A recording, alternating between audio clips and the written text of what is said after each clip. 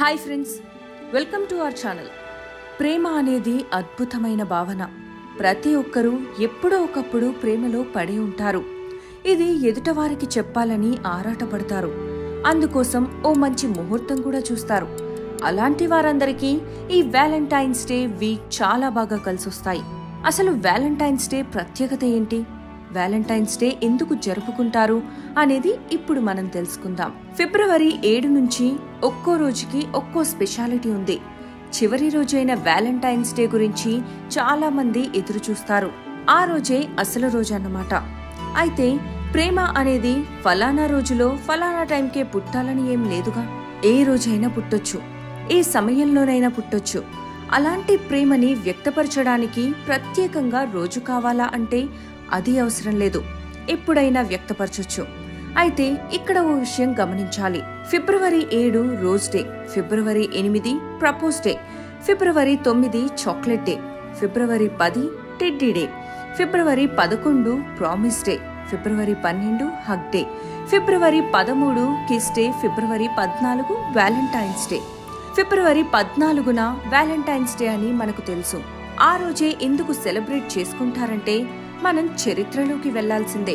క్రీస్తు శకం 270 రోమ్లో వ్యాలంటైన్స్ అనే క్రిస్టియన్ ప్రవక్త ఉండేవాడు. అతనికి ప్రేమ అంటే చాలా ఇష్టం. ఎలాంటి వ్యక్తులకు అయినా సరే ప్రేమ వెంటుంటే జీవితం గడిచిపోతుందనుకునేవాడు. అలానే భావించి యువతీ యువకులు ప్రేమించాలని ప్రోత్సహించేవాడు. దీంతో అతనికి యువతలో ఎంతో మంది అభిమానులుగా మారారు. అందులో ప్లాటియస్ కూతురు కూడా ఉంది. ఇదంతా తెలుసుకున్న రోమ్ రాజు ప్లాటియస్ దేశానికే వెలుగునివ్వాలని భావించే యువతిని ప్రేమ పేరుతో ఆటలాడిస్తావా అంటూ ఫిబ్రవరి 14న మరణ శిక్ష విధించాడు. ఇలా జరిగిన తరువాత 2 దశాబ్దాల తరువాత అంటే దాదాపు క్రీస్తు శకం 496లో అప్పటి పోప్ ఫిబ్రవరి 14న ప్రేమికుల రోజుగా ప్రకటించాడు. దీంతో అప్పటి నుంచి అందరూ ఆ రోజుని ప్రేమికుల రోజుగా చేసుకుంటున్నారు. అయితే ఇలాంటి సాంప్రదాయాన్ని వ్యతిరేకించేవారు ఉన్నారు. ఇలాంటి రోజులు అవసరమా అని కామెంట్లు చేసేవారు ఉన్నారు. కొన్ని సంస్థలైతే ఆ రోజున ఏ జంటలు కనిపిస్తే వారికి పెళ్లిళ్లు చేసేస్తుంటారు. ఇది మనం అంతా న్యూస్ లో చూసే ఉంటాం. ఈ మధ్యకాలంలో కొన్ని ప్రేమలకు మెచ్యూరిటీ ఉండడం లేదు. అంటే చిన్నతనంలోనే ప్రేమించడం, మర్చిపోవడం, కెరీర్ ఎదుగుదల లేకపోవడం వంటివి ఆకర్షణే నిజమైన ప్రేమ అనుకుని అపోహపడి అనర్థాలు తెచ్చుకుంటున్నారు. దీని నుంచి మార్పు రావాలి. మరో ఇంపార్టెంట్ విషయం ఏంటంటే ప్రేమ అంటే ఎలా అయినా వారిని పొందాలనుకోవడం కాదు.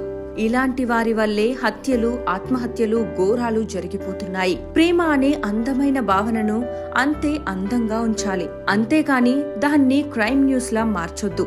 కొంతమంది ఈ విషయంలో ఆడవారంతా ఇంతే, మగవారంతా ఇంతే, నిజమైన ప్రేమను పట్టించుకోరు అన్నట్లు ఒకవైపే మాట్లాడతారు.